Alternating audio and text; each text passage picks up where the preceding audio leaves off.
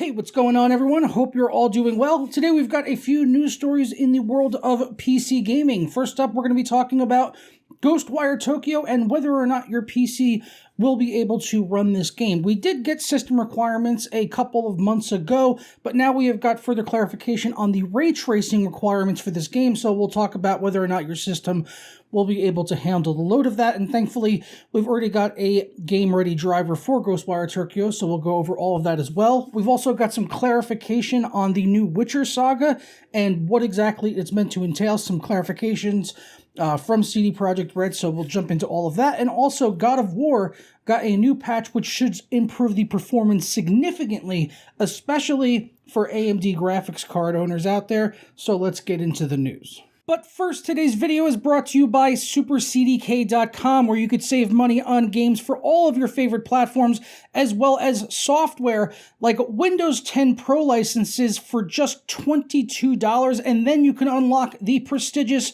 Dark Mode for Windows 10, which I honestly could not live without. It is blinding without the dark mode. You guys need it in your life. And now you can also save an additional 25% off at checkout by clicking Buy Now on any software products over there. Just go ahead and add it into your cart and put in my code JP25 at checkout and apply, and that'll bring our price from $22.44 all the way down to $16.83, a savings of over $5. And I'll walk you through how to get your key and install it on Windows 10. Go ahead and click Submit Order and complete your checkout from there. For me, that's going to be with PayPal, and then click on Pay Now. After completing the checkout, it'll bring you to your purchased order page, and it will update in a matter of seconds, or just go ahead and hit F5. Go ahead and do that one time. It came through literally immediately. I got the payment email that it had gone through and the delivery of the product exactly at the same time. Once you're done with that, go ahead and click on View Keys and Codes, and we'll get our code right here that we can go ahead and copy and paste in on Windows 10 by hitting the Start button and type in the word Activate. When you see that activation settings or see if Windows is activated, go ahead and click on that, and it'll bring up this right here, and click on Change Your Product Key or Unlock Windows 10. As I already have Windows 10, I obviously don't need to put in a new key, but just paste it in and then go ahead and click Next, and you are all done and set. For more information on SuperCDK.com as well as the coupon code, be sure to check out the links down in the description below. First up, as I said, Ghostwire Tokyo, which will be coming out tomorrow. The release time will depend on your time zone, at least for PC. For PlayStation 5, it's pretty cut and dry. It's midnight tonight, basically, so like 12 hours or so-ish from now. But for PC on Steam, it's going to depend on your time zone. It's going to launch at the same time everywhere, but yeah, so like for Eastern time zone, it'll be midnight tonight, but then if you live in Central, it'll be like 11 p.m. tonight, or even 9 p.m. if you live out on the West Coast in California. And you can see all the times right there, so pause it if you want to check to see exactly what time you'll be able to start playing Ghostwire Tokyo on the PC.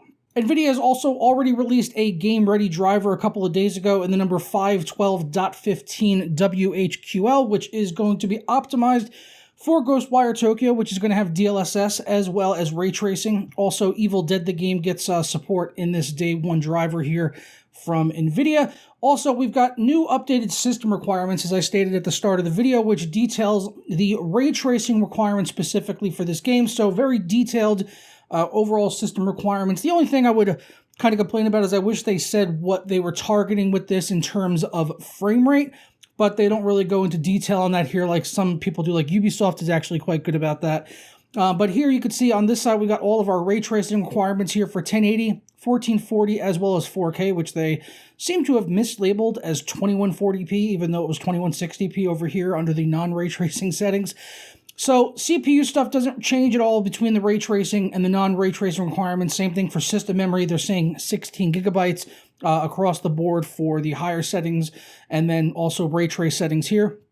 So for 1080p with the ray tracing on, they are recommending a RTX 2060 or an RX 6700 XT from AMD. Jumping over to 1440p, they suggest an RTX 3070 or RX 6800, and for 4K, they say an RTX 3080 or an RX 6900 XT, even though the 6900 XT is a little bit higher end of the GPU compared to an RTX 3080. And they also don't detail in this on whether or not that is using DLSS or FSR, which the game will support both of those technologies. So whether you're on the green team or the red team, at least you're going to have some type of AI upscaling to help out with the performance on Ghostwire Tokyo. And I am looking forward to testing this game and doing a PC port report for you guys here for Ghostwire Tokyo from Bethesda, which is going to be a one-year exclusive on the PS5. Obviously, that deal must have been in place before Microsoft had acquired ZeniMax, the parent company of Bethesda.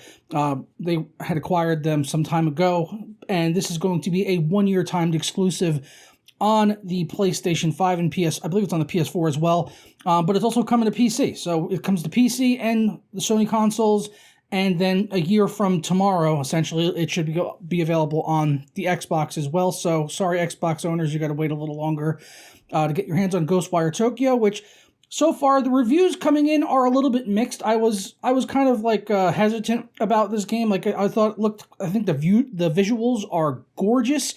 But from what I've seen so far in terms of the gameplay, I'm just really uncertain about it. And with the reviews being so mixed, it seems like a kind of a love it or hate it thing.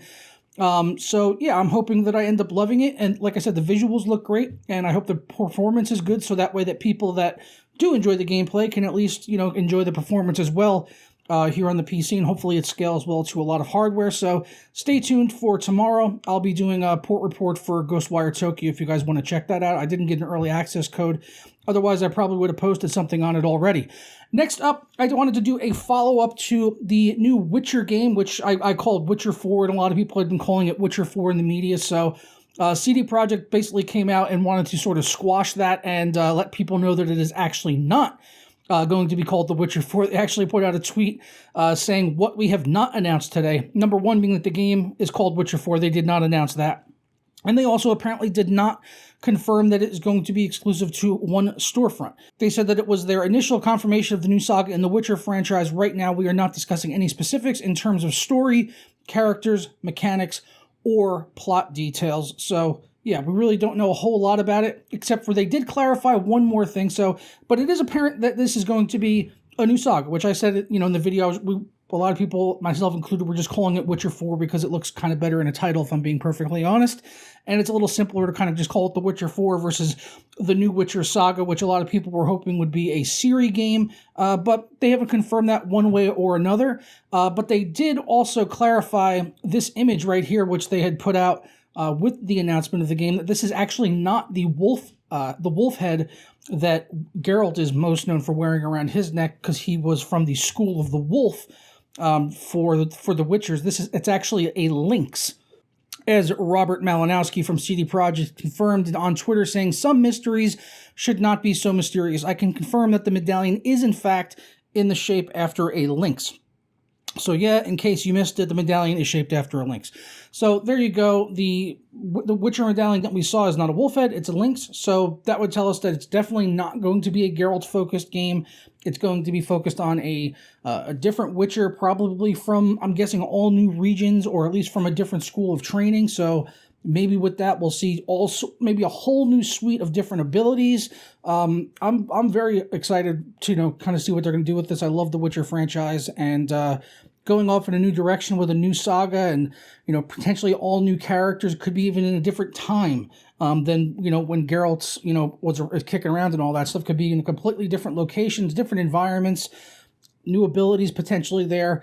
If different Witcher schools have different training and all that kind of stuff. So very excited to see what CD Projekt Red does with this and going in a new direction with it. And yeah, we'll stay tuned, and I'll keep updating you guys as we get more information about The Witcher, whatever it's going to be called, the new Witcher Saga, as they're calling it. Last up, before we get out of here, God of War on PC, which ran fantastic when it came out, at least for NVIDIA users. One of the big sticking points is that there were a lot of complaints from AMD graphics card owners that this game was having a lot of stuttering, hitching, frame rate drops. Those are now, at least allegedly, fixed, according to the developers behind God of War, who put out patch 1.09, which claims that it can improve performance up to 20% in CPU-heavy areas, and this is probably going to mostly just apply to AMD graphics card owners who were having issues there. So in here they say that they implemented small object culling to help reduce the number of objects that the CPU can process. Developed in response to recurring AMD performance issues, this change should improve minimum frame rate in scenes where there are many objects on screen. During our testing, we saw an average 20% improvement in frame times above the 95th percentile. To those not experiencing instances of major frame rate drops, please note that this change will not result in a significant improvement to graphical performance. And there's a few other things here in the patch notes that they've gone ahead and addressed there, but really the main one there was the AMD performance on the game, which other than that, honestly, they had a very smooth launch. The game ran fantastic. And apart from some little minor complaints here and there about like ultra-wide support and not having an FOV slider, things along those lines. Otherwise, a very good port for God of War, which ran exceptional for me. But for those of you that may have been having those big frame rate drops when there was a lot of objects on screen, this patch should address that for you. So if you were having those issues, try out the patch. Let us know how it is down in the comments below. But I'm going to go ahead and get out of here. Hope you all have a fantastic day, and I'll catch you tomorrow for a PC port report of Ghostwire Tokyo. And I'll catch you next time.